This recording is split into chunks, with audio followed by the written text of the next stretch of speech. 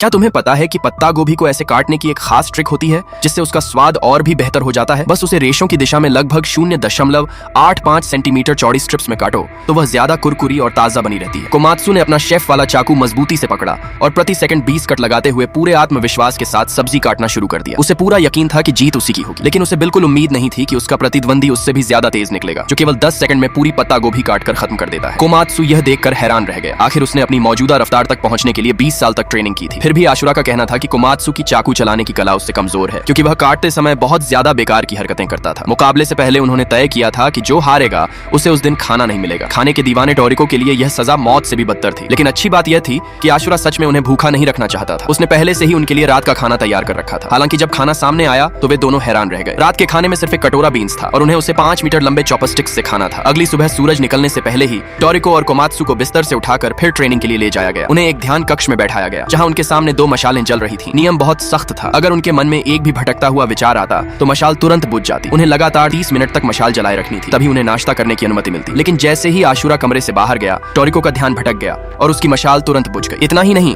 उसकी वजह से कोमात्सु की मशाल भी बुझ गई। जो काम केवल 30 मिनट में खत्म होना चाहिए था, उसे पूरा करने में उन्हें 3 घंटे लग गए। आखिरकार जब उन्हें नाश्ता करने की इजाजत मिली तो उनके सामने एक और मुश्किल चुनौती रख दी गई। उन्हें चॉपस्टिक्स की मदद से चावल के दानों को एक एक करके उठाना था। लेकिन वे अंडे जैसे चावल के दाने इतने नाजुक थे कि बिना खोल वाले कच्चे अंडों की तरह टूट जाते थे। जरा सी ज्यादा ताकत लगाने पर दाना फट जाता और अगर एक भी दाना टूटता तो पूरा बाल्टी भर चावल पाउडर बनकर बिखर जाता। नाश्ते का दूसरा विकल्प था फिश नूडल्स, लेकिन मछली इतनी ज्यादा फिसलन भरी थी कि उसे पकड़ना लगभग नामुमकिन था। ऊपर से वे जमे हुए लकड़ी के चॉपस्टिक्स इस्तेमाल कर रहे थे, जिससे मुश्किल और बढ़ गई। इसके बाद शुरू हुई हाथ जोड़कर झुकने वाली ट्रेनिंग। अगर उनकी मुद्रा थोड़ी भी गलत होती तो बगल में रखा कैक्टस उन पर कांटे दाग देता और इस ट्रेनिंग में दोनों को काफी दर्द सहना पड़ा। आखिरकार आशुरा ने दिन की ट्रेनिंग खत्म होने की घोषणा की और उन्हें एक एक हैम बीज दिया। उन्हें उस बीज की रक्षा करनी थी जब तक वह खिल न जाए, क्योंकि उनके रात के खाने के लिए वही गुलाबी हैम पाउडर पैदा करने वाला था। लेकिन उनके अंदर आभार की भावना अभी भी कमजोर थी, इसलिए वह हैम पाउडर अगली सुबह तक नहीं खिला।